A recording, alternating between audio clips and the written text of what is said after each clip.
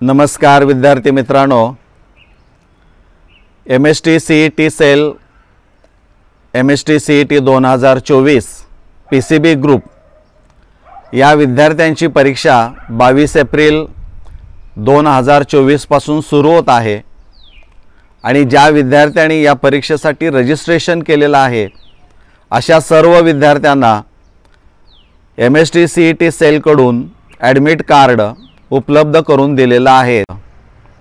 विद्यार्थी मित्रांनो, ज्यावेळी तुम्ही ॲडमिट कार्ड डाउनलोड करून घ्याल त्यावेळेस त्यावरची माहिती अचूक माहिती जी असणार आहे ती वाचणं आणि त्याप्रमाणे अंमलबजावणी करणं आवश्यक असणार आहे।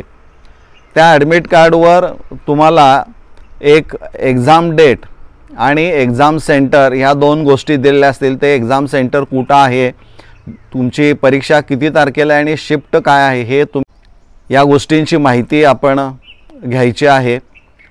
याबरोबरच महाराष्ट्र CET सेलनं काही विद्यार्थ्यांच्यासाठी महत्त्वाच्या सूचना दिलेल्या आहेत। या सूचनांचं तंतोतंत पालन या विद्यार्थ्यांनी करणं गरजेचं आहे। यासाठी पालकांनी या विद्यार्थ्यांना जिथं कमी पडतील तिथं सहकार्य करायला काही हरकत नाही।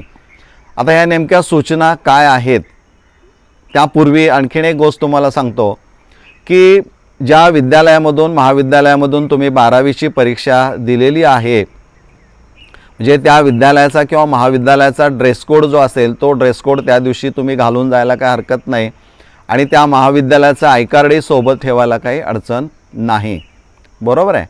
आता आपण नेमक्या या सूचना काय आहेत की ज्या तुम्हाला दिलेल्या आहेत आणि त्या वाचायच्या आहेत, त्याची अंमलबजावणी करायची आहे।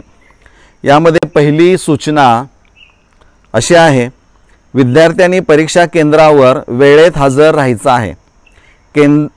एकदा केंद्राचा गेट बंद झाल्यानंतर प्रवेश मिळणार नाही। विद्यार्थ्यांना गेट क्लोजर टाइम त्यांना हॉल तिकीट किंवा ॲडमिट कार्डवर देण्यात आला आहे। त्याच वेळेपर्यंत विद्यार्थी परीक्षा केंद्रावर पोहोचू शकतात किंवा त्या वेळेच्या आत पोहोचणं आवश्यक असणार आहे। दुसरी सूचना आहे, परीक्षा ऑनलाईन पद्धतीने होणार असल्या कारणाने विद्यार्थ्यांनी आपला हॉल तिकीटवरचा रोल नंबर हा यूजर नेम म्हणून वापरायचा आहे। लक्षात घ्या, हॉल तिकीटवरचा रोल नंबर हा यूजर नेम म्हणून वापरायचा आहे। तर पासवर्डसाठी आपली जन्मतारीख म्हणजे DDMMYYY या फॉर्मॅटमध्ये वापरायचा आहे। तिसरी सूचना आहे, विद्यार्थ्यांनी एग्जाम सेंटरवर आपला हॉल तिकीट बरोबरच एखादा ओळखीचा पुरावा म्हणजे आयडेंटिटी प्रूफ की ज्यामध्ये पॅन कार्ड असेल, पासपोर्ट असेल, ड्रायव्हिंग लायसन असेल, वोटर ID असेल किंवा बँक पासबुक विथ फोटोग्राफ असेल इत्यादी सोबत ठेवायचा आहे। म्हणजे तुमच्याकडे दुसरा पुरावा असा असला पाहिजे की तुमचा फोटो त्यावर शिक्का असेल त्या संस्थेचा, ज्याचं कार्ड असेल त्यांचं, आणि तुमचं नाव देखील त्यावर असणं गरजेचं आहे। हॉल तिकीटवरचे नाव आणि आयडेंटिटी प्रूफवरचे नाव तंतोतंत असणं आवश्यक असणार आहे।